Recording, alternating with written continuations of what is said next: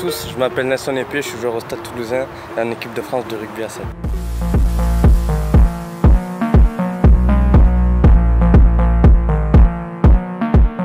L'entorse de cheville est le traumatisme le plus fréquent en France aujourd'hui. On compte à peu près 8000 passages par jour aux urgences en France sur un traumatisme qui est largement banalisé. Et dans la pratique du rugby, on va le voir, cette atteinte de la cheville peut porter préjudice, soit en aigu, soit surtout dans la phase chronique sur de l'instabilité qui va amener des lésions secondaires. Donc cette entorse de cheville, elle est souvent mal diagnostiquée au départ. Tout le monde a la même entorse de cheville, or il y a différents types d'entorse de cheville en fonction du mécanisme. On a les mécanismes classiques en inversion de cheville, qui est l'entorse latérale classique, qui pose rarement de problèmes diagnostiques, mais qui par contre est souvent mal évalué en termes de gravité. Puis on a d'autres types d'entorses, les entorses en rotation externe sur des traumatismes directs avec le pied qui est bloqué. On voit ça souvent sur des plaquages au rugby, où il va y avoir un mécanisme différent en torsion qui va entraîner des défaillances au niveau de la syndesmose tibiofibulaire, qui sont pour le coup des entorses beaucoup plus graves et qui nécessitent un avis spécialisé et généralement une prise en charge chirurgicale urgente, chose qui n'est pas le cas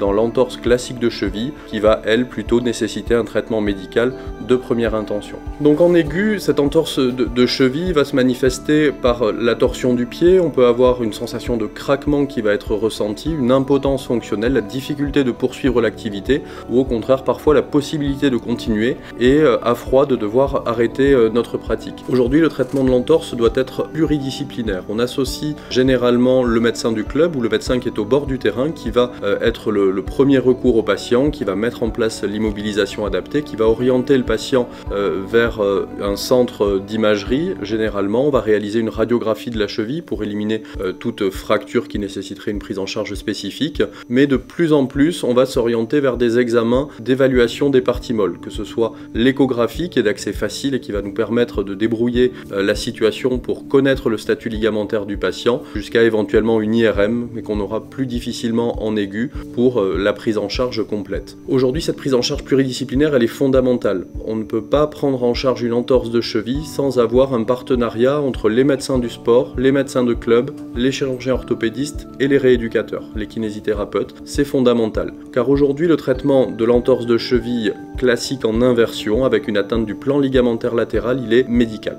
Associer une immobilisation adaptée, des soins de rééducation bien conduits, favoriser la cicatrisation ligamentaire, récupérer musculairement sur le plan proprioceptif pour prévoir un retour au jeu comme il était pratiqué avant l'accident. L'objectif de cette cicatrisation, c'est qu'elle s'effectue sans laxité. Le problème de l'instabilité de cheville, c'est lorsqu'on a des entorses qui se répètent dans le temps. On sait que sur un premier épisode d'entorse, le risque est multiplié par 2 ou 3 dans l'année qui suit le traumatisme d'avoir une récidive sur la même cheville. Donc cette prise en charge initiale, elle est fondamentale. En cas d'instabilité, la cheville va devenir de plus en plus laxe, il va y avoir de plus en plus d'épisodes d'accidents d'entorse qui vont survenir au cours d'activités de moins en moins intenses, sur des simples courses à pied, un terrain irrégulier, et le patient va rentrer dans ce que l'on appelle l'instabilité chronique. Et cette instabilité chronique, si on rajoute en plus de nouveaux épisodes d'entorse par-dessus, il va y avoir une dégénérescence petit à petit de l'articulation avec des lésions ostéochondrales, de l'arthrose qui peuvent survenir et qui vont gréver le pronostic de cette récupération. Donc ce qui est fondamental, c'est le traitement initial, diagnostique et thérapeutique de cette entorse. Et ensuite, lorsqu'on a déjà des signes d'instabilité ou de laxité, c'est la prise en charge secondaire qui va être importante à mettre en place et qui est parfois difficile au sein des clubs de par la disponibilité des joueurs, de par le temps de convalescence, mais ce sont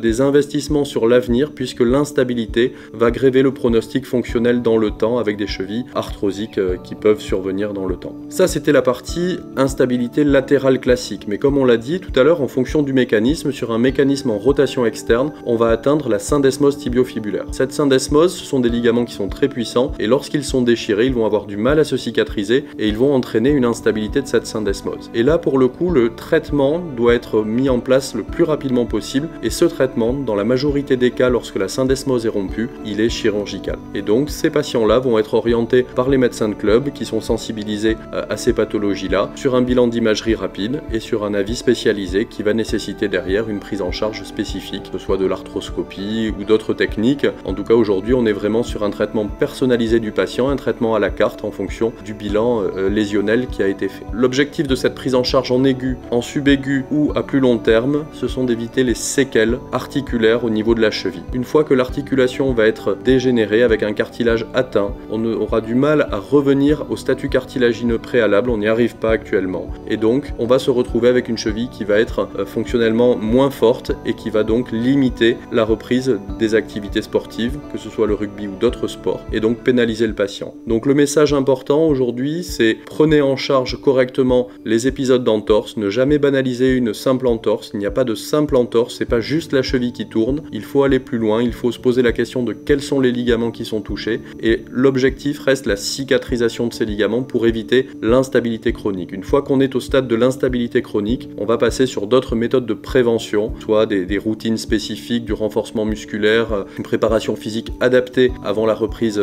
sur le terrain. Ça peut même aller jusqu'à une chirurgie de stabilisation de la cheville, telle que les ligamentoplasties. Aujourd'hui, on est capable de réparer un ligament, on est capable de reconstruire plusieurs ligaments qui sont endommagés. Ce sont des techniques qui sont fiables, elles sont aussi fiables que la ligamentoplastie du ligament croisé au niveau du genou. Maintenant, voilà, dans la cheville, on a un potentiel de cicatrisation qui existe et qui est important, et donc traitez correctement vos entorses de cheville et ne pas les négliger, le message clé aujourd'hui. Je vous remercie.